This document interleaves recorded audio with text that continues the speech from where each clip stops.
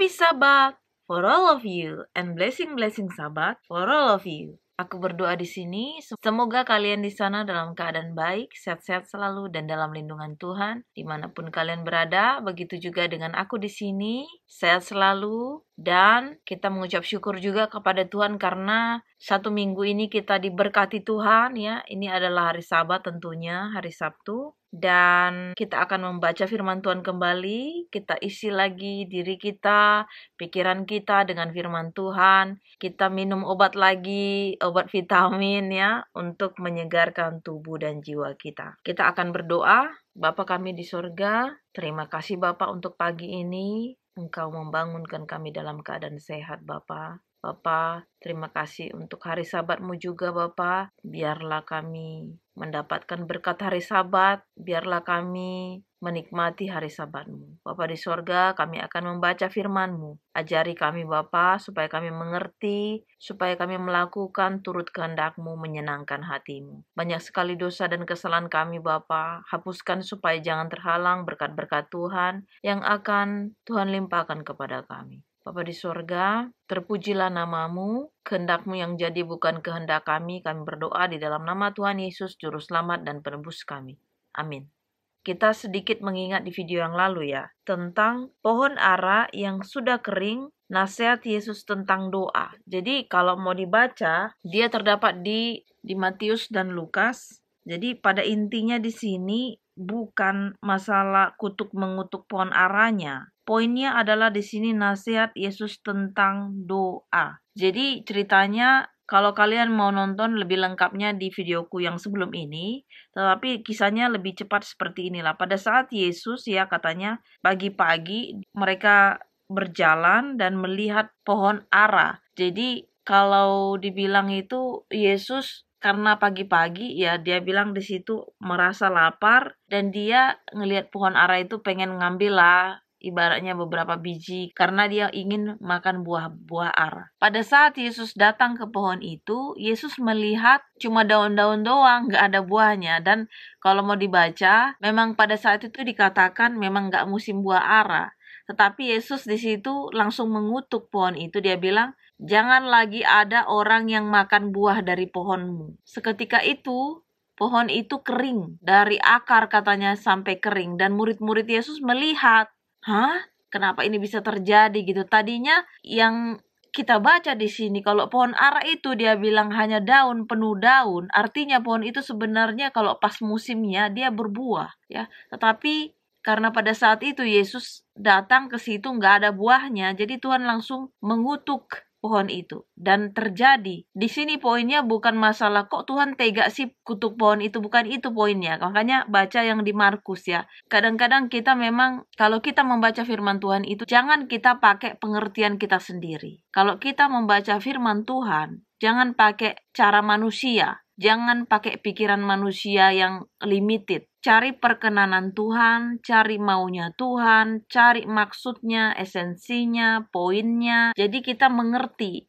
Kalau kita leterlek kayak gini, kita pasti bilang kok tega sih Tuhan ini kan memang nggak musim berbuah, kenapa dikutuk dan sebagainya. Nah, ada referensi makanya di Matius itu secara cerita sama dengan yang di Markus, tapi yang di Markus di sini ada judulnya itu dia kasih tahu juga poinnya apa aja gitu.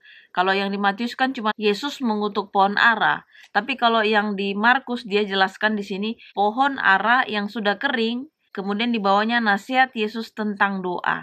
Jadi poinnya itu tentang doa. Karena setelah di akhir kalian akan baca di situ. Pokoknya kalian nonton di videoku sebelum yang ini ya. Pada intinya murid-muridnya itu tercengang. Ibaratnya kok bisa sih Tuhan mengutuki dalam sedetik aja ibaratnya, atau setelah dikutuk sama Tuhan pohonnya menjadi kering. Kering sekering-keringnya dari akar sampai ke pohonnya ya.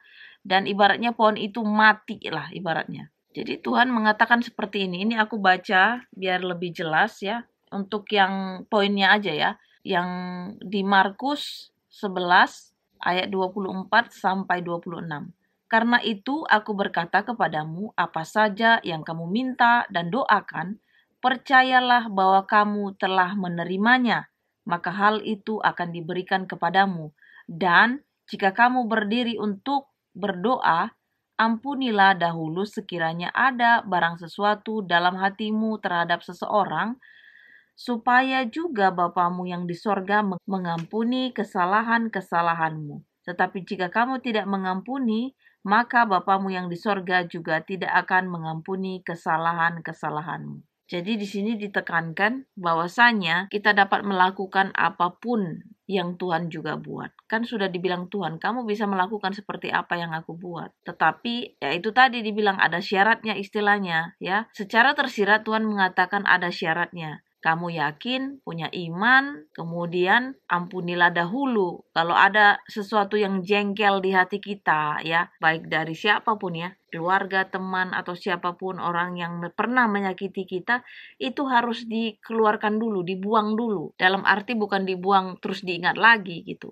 Artinya diampuni dulu, supaya jangan ada lagi di dalam hati kita. Sehingga setiap permohonan, setiap apapun yang kita doakan, berhasil. Atau selebih tepatnya itu terjadi, terwujud. Memang tidak mudah dan pada akhirnya juga kita kan diajarkan doa kehendakmu yang jadi bukan kehendak kami. Karena kembali lagi memang itu kehendak dari Tuhan. Tetapi kembali lagi kita bilang do the best and God will do the rest. Jadi kerjain dulu lah, bagianmu kerjain dulu lah. Jangan dikit-dikit komplain sama Tuhan. Kenapa sih Tuhan begini-begini? Kita pun belum lagi maksimal kerjaan kita. Udah komplainnya dulu 100%. Kerjain dulu punya kita 100%. At least lah 80%. Jadi Tuhan ngelihat, oh anak ini memang benar-benar serius mau ini gitu. Dan Tuhan pasti dia akan memberikan yang terbaik. Jangankan yang terbaik, yang the best katanya, yang paling baik bahkan. Kadang-kadang yang tidak kamu pikirkan di sini, Tuhan akan sediakan katanya. Jadi percayalah pada Tuhan, gak usah bersandar pada pengertianmu sendiri. Jangan pakai cara manusia, jangan pakai kalkulator manusia, jangan pakai caranya manusia. Pakai caranya Tuhan. Setiap apapun yang kita minta kalau gak terjadi atau apapun itu jadi lain, ikuti aja. Dalam arti begini, kalau kita sudah melakukan yang tepat ya, yang baik. Kalau kita mau bilang, kalau kita minta sesuatu dengan Tuhan, mungkin bisa jadi yang kita minta itu baik, tetapi waktunya belum tepat ya. Kalau sudah waktunya tepat, Tuhan kasih. Kemudian kalau kita minta sesuatu dan tidak terwujud, itu bisa jadi itu memang gak baik ya, itu memang gak baik dan Tuhan akan memberikan yang lebih baik. Kemudian kalau kita minta belum terwujud, Tuhan pasti mikir gini, itu memang baik. Tetapi aku punya yang lebih baik lagi. Artinya Tuhan memberikan surprise yang ibaratnya kita minta A, dia kasihnya Z. Ya, jadi apa yang tidak kita pikirkan, itu yang diberikan sama Tuhan kepada kita. Jadi percayalah kepada Tuhan, jangan bersandar kepada pengertianmu sendiri. Jadi kalau udah kita minta sesuatu nggak terrealisasi, ya ngomong aja sama Tuhan. Tuhan maksudnya yang mana ya? Apa ini nggak baik ya? Nanti Tuhan sendiri akan tunjukin kok. Jadi memang nggak semudah kita bilang gini-gini. Tapi kalau kita sudah bergaul dengan Tuhan, selalu berkomunikasi dengan Tuhan, pasti ada cara-cara Tuhan meletakkan di hati kita, di pikiran kita ya, atau kita lihat sendiri dan keluarlah pengertian-pengertian itu. Jadi banyak sekali, makanya nggak rugi kalau kita baca firman. Sekali lagi aku ingatkan, buka Alkitabmu, berdoa pada Tuhan secara pribadi langsung ke Tuhan ya. Apalagi kita yang sudah dewasa, hendaklah kita juga dewasa secara fisik dan juga dewasa secara rohani. Kemudian kita di sini akan melanjutkan firman Tuhan. Ayatnya di 3 kitab ya, Matius, Markus, dan Lukas. Jadi aku hanya baca yang di Markus, tapi aku tadi sudah baca di 3 kitab itu ya, di Matius, Markus, dan Lukas. Kebetulan hampir-hampir sama ceritanya, tapi ada beberapa, kembali lagi aku bilang ada tambah-tambahan gitu untuk menerangkan, mengukuhkan tentang apa isinya. Aku akan kasih ayatnya. Matius 21 ayat 23 sampai 27, Lukas 20 ayat 1 sampai 8. Judulnya sama ya, pertanyaan mengenai kuasa Yesus. Markus 11 ayat 27 sampai 33. Judulnya sama, pertanyaan mengenai kuasa Yesus. Lalu Yesus dan murid-muridnya tiba pula di Yerusalem. Ketika Yesus berjalan Di halaman bait Allah, datanglah kepadanya imam-imam kepala, ahli-ahli Taurat dan tua-tua, dan bertanya kepadanya, dengan kuasa manakah engkau melakukan hal-hal itu? Dan siapakah yang memberikan kuasa itu kepadamu, sehingga engkau melakukan hal-hal itu? Jawab Yesus kepada mereka, Aku akan mengajukan satu pertanyaan kepadamu, berikanlah aku jawabannya. Maka aku akan mengatakan kepadamu dengan kuasa manakah aku melakukan hal-hal itu. Baptisan Yohanes itu dari sorga atau dari manusia? Berikanlah aku jawabnya. Mereka memperbincangkannya di antara mereka dan berkata, Jikalau kita katakan dari sorga, ia akan berkata, Kalau begitu, mengapakah kamu tidak percaya kepadanya? Tetapi masakan kita katakan dari manusia? Sebab mereka takut kepada orang banyak, karena semua orang menganggap bahwa Yohanes betul-betul seorang nabi. Lalu mereka menjawab Yesus, Kami tidak tahu. Maka kata Yesus kepada mereka, Jika demikian aku juga tidak mengatakan kepadamu dengan kuasa manakah aku melakukan hal-hal itu. Jadi di sini kalau kita mau berurut itu ibaratnya pada saat Yesus ibaratnya ditanya sama si ahli-ahli Taurat ini, sama orang-orang Farisi ini yang dikatakan orang-orang pintar inilah ya. Katanya, kamu kok bisa melakukan itu? Tuhan Yesus dapat dari mana powernya itu? Kuasanya dari mana? Kemudian Tuhan Yesus menjawab dengan pertanyaan juga. Aku juga mempunyai pertanyaan. Katanya, baptisan Yohanes itu berasal dari mana? Dari manusia atau dari surga? Kemudian orang-orang Farisi ini kayak berkompromi dulu ya. Kayak bisik-bisik gitu. Kalau kalian nonton di videonya itu pasti kayak gitu, lagi bisik-bisik orang itu. Bagaimana, apa jawaban kita katanya. Kalau kita katakan dari surga, kenapa kamu tidak percaya kepada baptisannya katanya. Tetapi kalau kita katakan dari manusia, kita takut sama orang banyak. Nah, zaman dulu itu ibaratnya orang itu kayak barbar ya jatuhnya ya. Karena kalau kalian baca di Lukas, kalau nanti mereka takut dilempari dengan batu. Jadi zaman dulu itu kalau kira-kira ada sesuatu pelanggaran, najis dan sebagainya, itu main lempar-lempar aja gitu. Nah itulah kenapa kalau kita mau pelajari sebenarnya kenapa Tuhan Yesus datang ke dunia ini. Dia ingin memperdamaikan kita pertama dengan Bapa Allah kita itu karena kita sudah nggak layak lagi. Kemudian kita diajarkan yang namanya kasih terus. Ibaratnya jangan menghakimi supaya kamu tidak dihakimi. Seperti yang di sini juga dikatakan, jangan membunuh. Bahkan hukum yang terutama, kasihanilah Tuhan Allahmu, kasihanilah sesamamu manusia seperti dirimu sendiri. Jadi di sini dikatakan, jangan alergi ya. Bagi kalian juga yang mungkin tidak lahir di terang, jangan alergi sama Tuhan Yesus. Karena Tuhan Yesus mengajarkan kasih, bukan mengajarkan yang lain-lain, tapi kasih ya. Bahkan berdoalah bagi orang yang menganiaya kamu. Itu logikanya kalau kita secara manusia itu gimana sih? Nggak sanggup lah kita. Tetapi itulah Tuhan Yesus. Atau jangan menolak Yesus, karena Yesus itu mengajarkan kasih. Bagaimana mungkin kita menolak pengajaran yang baik itu? Bagaimana mungkin kita kalau kita keluar dari titel-titel agama aja lah ya, walaupun kita nggak Kristen contohnya. Kalau dibilang kasihanilah Tuhan Allahmu atau Tuhanmu dan kasihanilah sesamamu manusia seperti dirimu sendiri. Nggak ada disuruh hukumlah atau bunuhlah atau bencilah ya orang musuhmu. Nggak ada. Tidak ada Tuhan, perkataan Tuhan Yesus tidak seperti itu. Dia bahkan mengatakan kasihilah sesamamu manusia seperti dirimu sendiri, seperti kita mengasihi kita.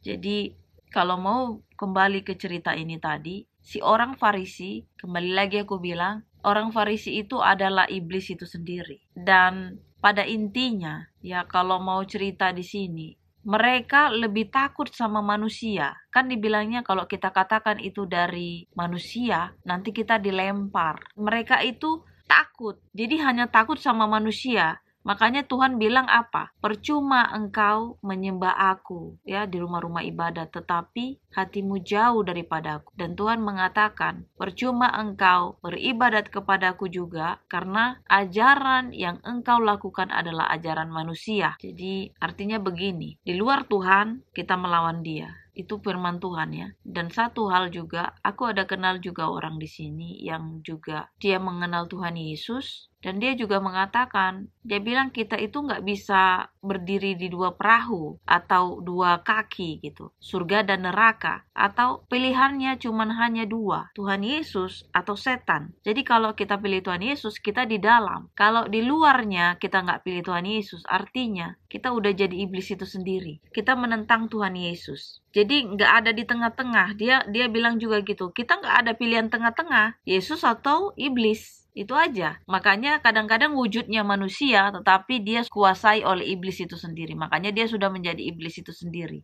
Makanya roh-roh jahat itu pun dia kan dibilang ada 7 roh jahat. Berarti kan ada pengikut-pengikutnya. Begitu juga kita pengikut Tuhan Yesus. Kalian pilih yang mana? Pilih Tuhan Yesus atau pilih setan? Jadi kalau kita sekarang aku bilang, yang kita katakan adalah aku ikut Tuhan Yesus, tapi perlakuannya iblis, coba bertobatlah. Karena jangan kita jadi salah. Kita katakan kita ikut Tuhan Yesus, perlakuannya iblis ya, perlakuan kita nggak mencerminkan anaknya Tuhan Yesus. Kemudian kalau nggak sesuai dengan apapun permintaannya, dia komplainnya ke Tuhan. Coba dikoreksi lagi, coba dicek lagi, sudah benar nggak, sudah tepat nggak? Sesuai apapun yang kita katakan aku pengikut Kristus, perlakuan kita ini udah tepat nggak? Udah kita lakukan nggak? Senangkan Tuhan nggak? Tuhan berkehendak nggak dengan apa yang kita perbuat? Tuhan berkenan nggak dengan apa yang kita lakukan? Jadi jangan kita jadi salah alamat ya, seperti aku bilang. Katanya mau menjadi anak Tuhan Yesus, perlakuannya si iblis, komplain-komplainnya ke Tuhan Yesus. Salah alamat, kita salah alamat. Jadi jangan sampai salah alamat kita ya, seperti orang Farisi ini yang dikatakannya katanya ahli Taurat, yang dikatakannya katanya mereka memuji Tuhan Yesus, memuji Tuhan, memuji Bapa itu, tetapi perlakuan mereka iblis. Makanya mereka takutnya sama orang, sama manusia. Kan dibilang dia kan seperti itu. Nanti kita dilempar. Karena orang-orang banyak mengatakan bahwa Yohanes itu adalah seorang nabi. Jadi Tuhan Yesus mengatakan terakhir, aku juga nggak akan jawab pertanyaan kalian katanya. Karena si orang Farisi itu takut. Tapi mereka tahu sebenarnya. Kalau nggak tahu pasti nggak tahu jawabannya. Karena mereka tahu. Kalau kita bilang dari surga, katanya kenapa kita nggak mempercayainya. Mereka kan nggak percaya dengan Yohanes. Karena lahirnya aja pun waktu Zakaria dan Elizabeth itu udah rencananya dari Tuhan sendiri. Dan kalau kalian mau nonton yang ngikutin videonya, waktu Yohanes itu cuman makan belalang sama madu hutan, orang-orang mengatakan dia gila. Tetapi waktu Yesus datang, bahkan semua orang ibaratnya berteman dengan Yesus ya, dia terbuka dengan siapa aja, bahkan pemungut cukai, orang berdosa. Tuhan Yesus makan bersama-sama dengan mereka. Tetapi malah lihatlah katanya, dia makan dengan pelahap dan pendosa. Jadi bagi orang Farisi ini semuanya salah di matanya tentang Tuhan Yesus. Yang intinya mereka adalah iblis itu sendiri, menolak keberadaan Tuhan Yesus. Jadi mereka membaca firman Tuhan, belajar firman Tuhan hanya untuk mempersalahkan Tuhan Yesus, hanya untuk mencari keuntungan mereka sendiri, bukan untuk mencari kebenaran. Tapi mereka hanya mau nunjukin siapa mereka, merasa mereka lebih pintar dari siapapun. Jadi di sini kita belajar, jangan kita ikuti jejak orang Farisi, yaitu jejaknya iblis ya, karena hanya mau belajar firman Tuhan untuk mau menghakimi orang-orang. Kita bukan hakim. Kita itu lebih baik saling mendoakan, menegur itu pun teguran yang baik ya, yang positif, bukan teguran yang jadi membuat orang jadi tambah tidak menyadari, tetapi kita harus buat orang menyadari kesalahannya. Bukan jadi buat orang marah, bukan orang jadi tersudut dan sebagainya. Kiranya kita minta Roh Kudus menuntun kita masing-masing, karena dengan Roh Kudus itu kita dimampukan. Kita bisa dimampukan mengerti ini yang baikkah atau ini yang burukkah. Jadi kita nggak salah dan tidak termanipulasi dengan usahanya si iblis merampas kita dari Tuhan Yesus. Makanya buka Alkitabmu, baca, berdoa sama Tuhan Yesus, sama Bapa kita, minta Roh Kudus membimbing kita. Karena dengan membaca firman Tuhan, berdoa langsung sama Tuhan Yesus, sama Bapa kita dimampukan, kita diberi kekuatan di luar dari pikiran manusia. Karena kekuatan yang daripadanya adalah kekuatan yang melebihi dari apapun. Seperti dibilang, bahkan apa yang tidak kita pikirkan itu diberikan sama Tuhan Yesus. Apapun yang kita minta akan diwujudkan. Yang penting kita yakin, percaya, lakukan firman Tuhan. Senangkan hati Tuhan supaya Dia berkenan kepada kita. Supaya kita juga diberikan kuasa ya. Karena Tuhan sudah bilang, kamu pun bisa melakukan apa yang aku lakukan. Makanya beriman, lakukan. Dan barang apapun ibaratnya yang jorok-jorok di dalam hati kita ini, yaitu tadi kebencian, kecemburuan, kemudian sakit hati, dendam, itu dikeluarkan. Ya, dibuang. Dalam artian maafkan semuanya. Jangan lagi ada di dalam sini. Jadi apapun yang kita doakan, apapun yang kita katakan sesuai dengan kehendaknya Tuhan. Inilah doa dan harapan kita. Kita berdoa. Terima kasih Bapa di surga, puji dan syukur anak-anak-Mu di sini panjatkan Bapa. Terima kasih atas firman-Mu Bapa, menyehatkan tubuh dan jiwa kami. Bapa di surga, kami anak-anak-Mu adalah anak-anak-Mu yang lemah. Kami berdosa Bapa. Hapuskan semua dosa-dosa kami Bapa, supaya kami layak menerima berkat-Mu, berkat hari Sabat pada hari ini. Bapa di sorga, anak-Mu berdoa di sini Bapa untuk orang-orang yang menonton video ini, atau siapapun mereka yang mendengarkan firman-Mu. Kiranya Engkau turut campur tangan dalam semua problem mereka. Yang sakit Bapa Engkau sembuhkan, yang sedang mencari pekerjaan ataupun yang sedang dalam mengalami kesulitan keuangan, biarlah Engkau memberikan bantuan kepadanya. Dan yang sedang bermasalah atau apapun masalah yang mereka alami, kiranya Engkau juga turut campur tangan menyelesaikan masalah mereka. Engkau berkati juga ya Tuhan bagi orang-orang yang Bapa di mana di negaraku, di Indonesia ya Bapa, kiranya mereka Bapa terjamah oleh kasih setia-Mu, supaya mereka juga mengenal siapa Engkau. Engkau adalah Tuhan yang hidup, Engkau adalah Bapa yang baik, Engkau adalah Raja di atas segala raja, Tuhan di atas segala Tuhan, Tabib di atas segala tabib. Bapa di sorga, hapuskan segala dosa dan pelanggaran kami, sempurnakan doa kami Bapa, kehendak-Mu yang jadi bukan kehendak kami. Kami berdoa Bapa, di dalam nama Tuhan Yesus, Juru Selamat dan Penebus kami. Amin. Terima kasih sudah menonton video ini. Selamat hari Sabat, Tuhan Yesus memberkati.